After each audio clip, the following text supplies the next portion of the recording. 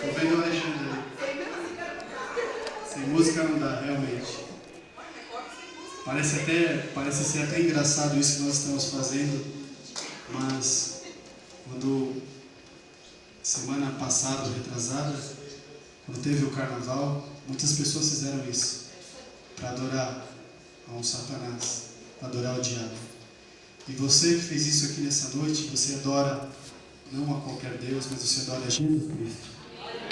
Você faz isso não para se parecer um palhaço ou algo parecido, mas você faz isso para louvar o Senhor.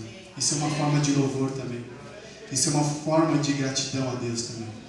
Por isso nós temos essa liberdade em Cristo. Deus nos dá essa liberdade, nós temos essa liberdade.